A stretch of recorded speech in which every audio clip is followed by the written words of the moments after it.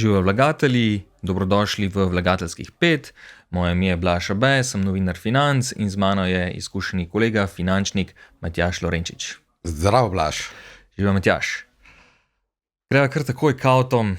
Si videl najnovejši Ferrari, električni Ferrari, samo reče, mislim, da Luče. Ja, luč po slovensko. Ja.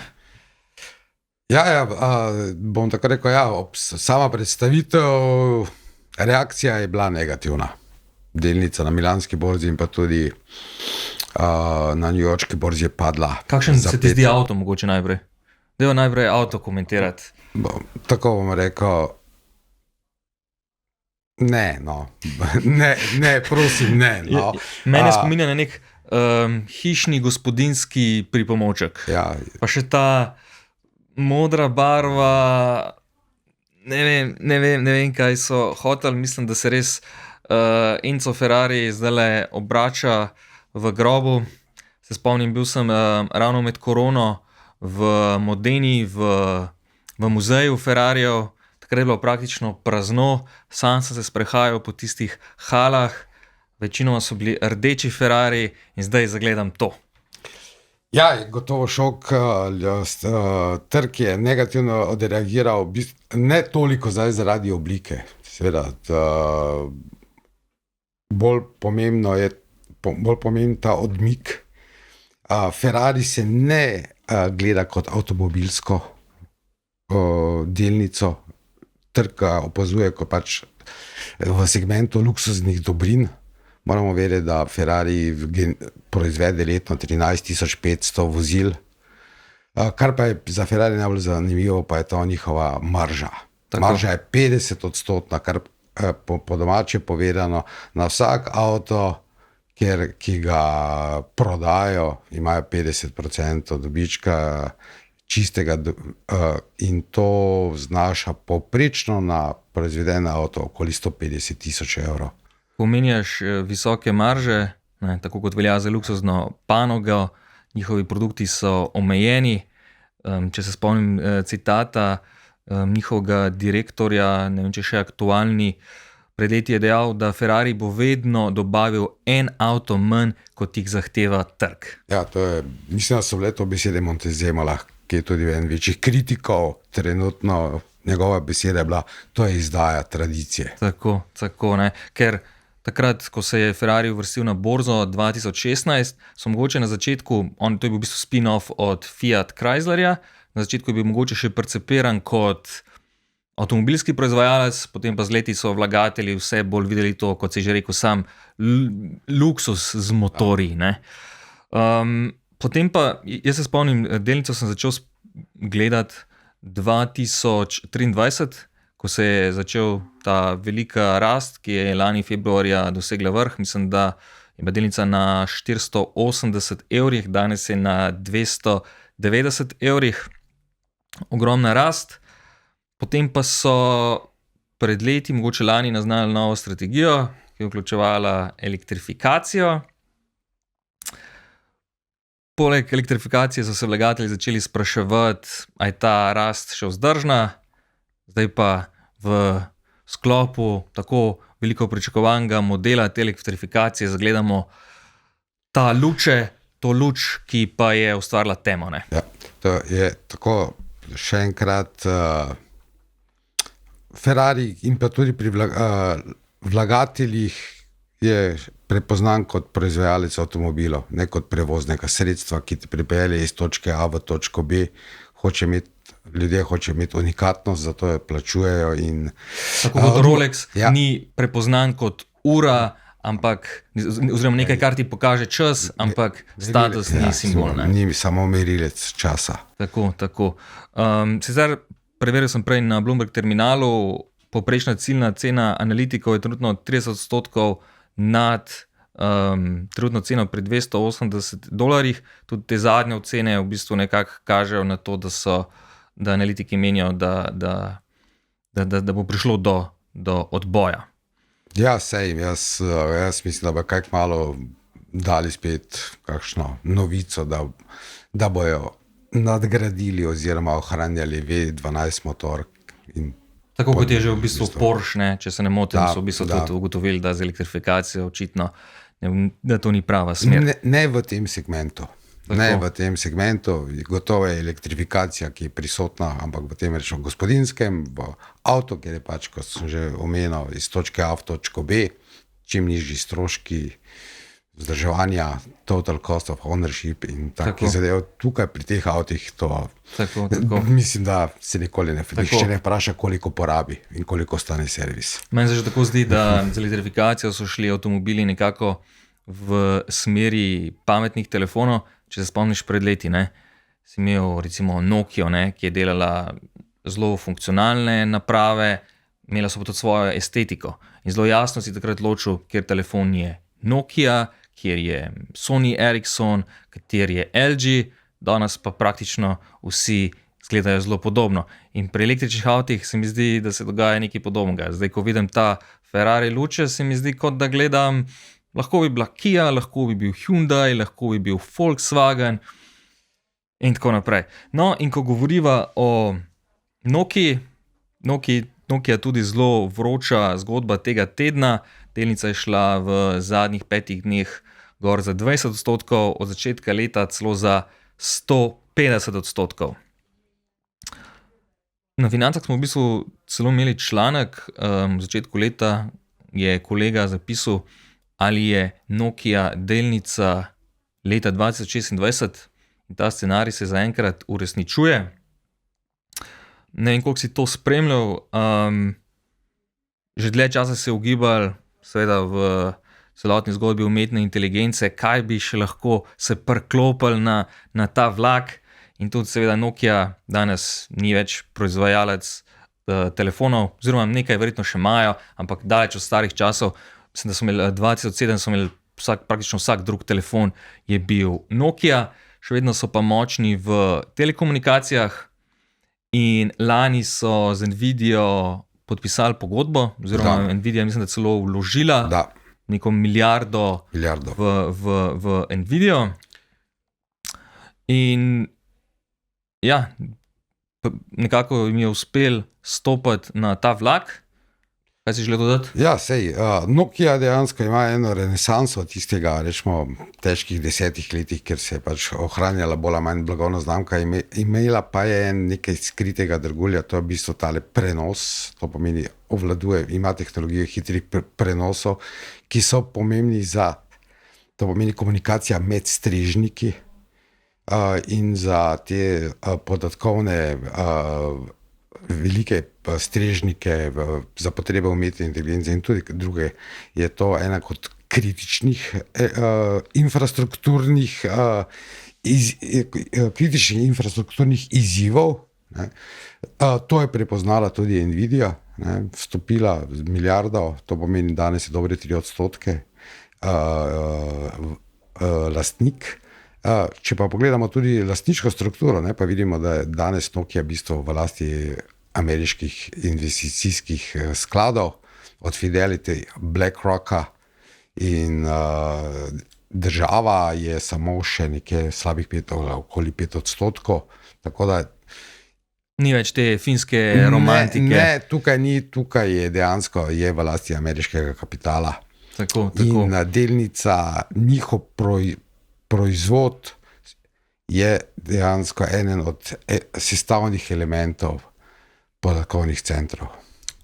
Ja, kot si omenil, infrastruktura, oni so lani v Kaliforniji odprli nek laboratorij, mislim, da AI RAN, skratka nekaj radio, network, nekaj tasga, zato ker ta tehnologija v bistvu optimizira signal, porabo energije, prometa, obenem pa lahko bazne postaje postanejo tudi računska infrastruktura za AI. Ne?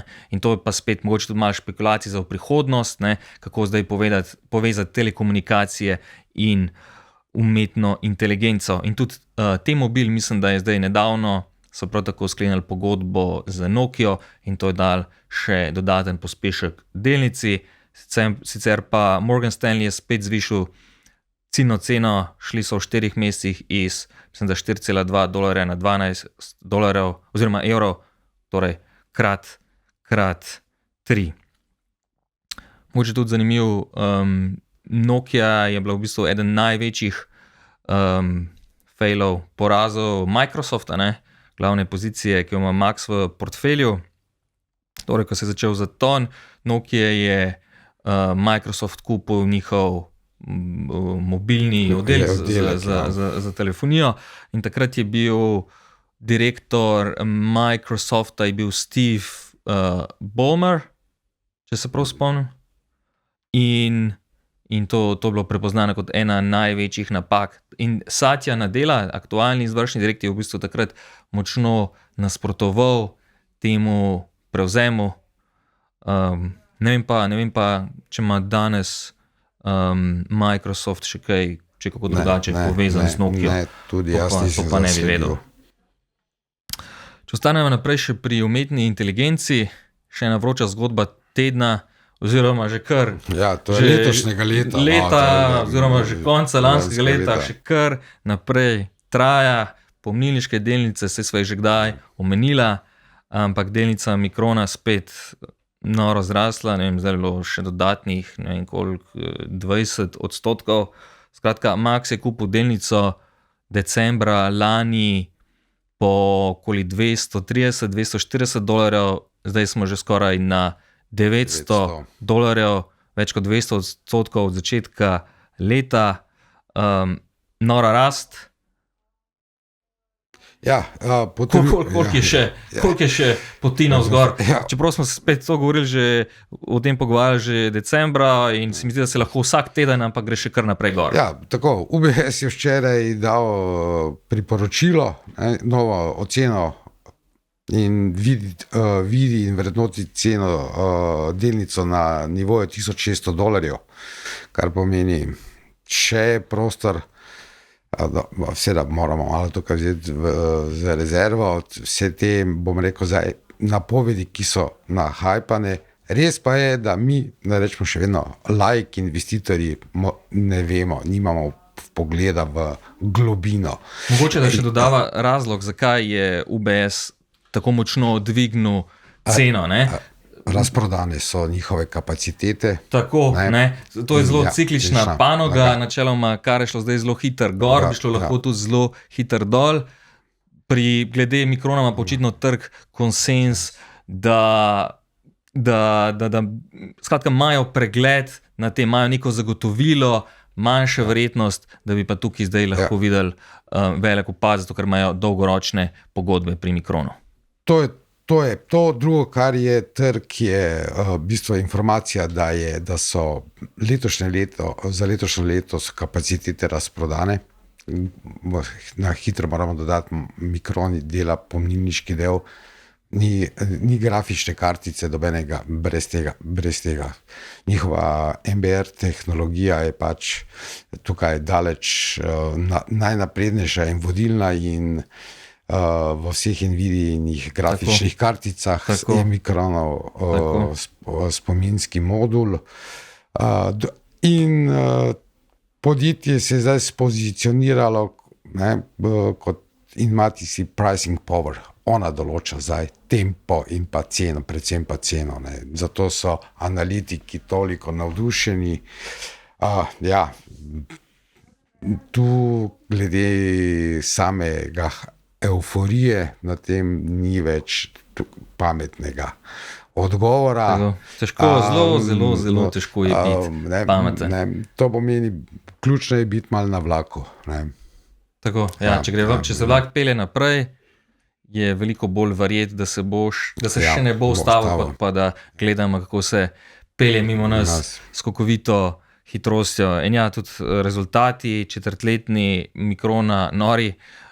Max je ob nakupu dejal, da kupuje delnico, ki spominja na Nvidio in zaenkrat se v bistvu ta scenarij v celoti uresničuje. Nora rast, tudi bruto marža, mislim, da je skoraj da identična oziroma zelo podobna pri 75%, tako kot pri Nvidii. Kdor je na vlaku, naj uživa v vožnji naprej. Kot kaže, bo kakšna vmesna postaja, ampak zaenkrat ne kaže, da bi prišla resna korekcija. Tako. Da ne bova samo pri ameriških delnicah, greva še v Slovenijo. Prejšnji teden rezultate je objavila Luka Koper, Ja, ki si jih pogledal. ja precej solidni, ne solidni, bom rekel, kar odlični, ne, bom rekel, prvi kvartal, prihodki prvič prestopili 100 milijonov. Po segmentih gledano se vidi kontejnerski promet, pretovor raste, manjši padec je zaznati pri avtomobilih. Vendar kakorkoli skupaj pogledamo, kljub fizično manjšemu pretovoru, večji prihodki, večji dobiček. In kaže, da dosti dobro menedžira in dejansko usklajujejo, dvigujejo cene. Kaj pa konkurenca? Jaz se vedno sprašujem, ne? V Sloveniji imamo ves čas te debate, da imamo ozka grla, da infrastruktura ni na nivoju, gradimo drugi tir, na drugi strani pa imamo Trst, Reko, dva konkurenta, skozi slišimo, kako se nekaj tam dogaja, so neke investicije. Ja, Reka je zaključila ta kontejnerski del, to pomeni eno večje investicije, je zaključena, tako kot Luka Koper, tudi Luka Reka ima ozko grlo, transport, železnica, hrib navzgor, ne gre tako hitro. In dobro je, da je konkurenca, ne, vidi se pa, da se ta CAPEX investicijski ciklus ne zaustavlja, tudi Luka Koper širi prvi pomol, ne, gradi zdaj še dodatno garažo za avtomobile, za nekaj 10-12 tisoč avtomobilov, tako da tekma gre naprej. Na drugi strani pa vse to, kar se je zdaj dogajalo v tem prvem kvartalu, kjer je zadnji mesec, dejansko smo bili že v obdobju vojne v Perzijskem zalivu, transport iz daljnega vzhoda ni bil toliko okleščen oziroma moten, tako da precej predvidljivo zaenkrat naprej. Greva za konec še k alternativcem. Rečeva, da ta teden pogledava Bitcoin. Sicer verjetno nimava kaj veliko reči, glede na to, da kriptozima še naprej traja. Smo imeli pa danes na Financah zanimiv naslov, in sicer nekdo je sežgal 107 bitcoinov. Kaj to pomeni?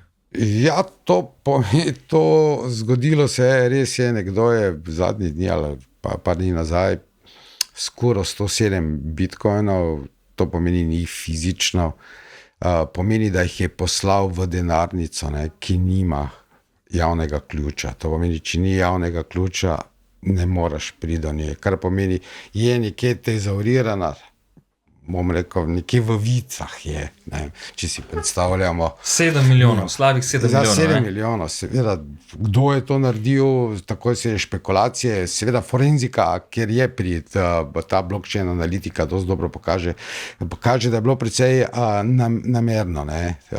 Prišlo je iz denarnic, ki so bile speče tam nekje od leta 2015. To pomeni, po 10 letih se je nekdo nekaj odločil. Drugo, kar je zanimivo, da je bil pripravljen dvojno ceno plačati za potrditev transakcije, da so se ti bitcoini prenesli. Ne, to pomeni precej neka, da bom rekel, aktivno.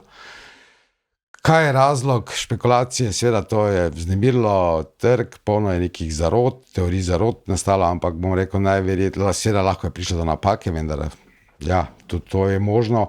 Ena je pa taka, ki morda najbolj pije vodo, je pa to, da je dejansko nekdo preusmeril sredstva v to denarnico brez javnega ključa, in s tem izval tudi, rečemo, kvantne računalnike. Kdo bo dešifriral, odprl, dobi nagrado. To pomeni kvantna v bistvu lov za zakladom. Ja, no in tukaj potem mogoče pride do vprašanja, kakšna nevarnost je lahko za kripto kvantno računalništvo.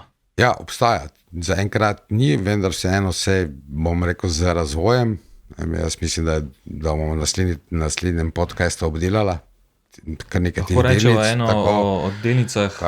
kot je Rigeti. Zelo špekulativno, ampak Ja, bom rekel, je špekulativno, vendar če pa pogledamo dokument iz septembra lanskega leta ameriške administracije, je kvantno računalništvo dala v strateško v segment, to pomeni kot umetna inteligenca, zato tudi pred kratkim, pred par dnevi so podelili $2 milijardi za razvoj. Tudi Jensen Huang, prvi možen vidi, je povedal, da se mu to zdi, da tukaj se bo še marsikaj dogajalo. Tu smo na začetku. Smo na začetku. Pa predlagam tudi, da naslednjič to malo odpremo, malo globje pogledamo, katere delnice so, kje so neke prednosti in nevarnosti in v bistvu velja. Prav.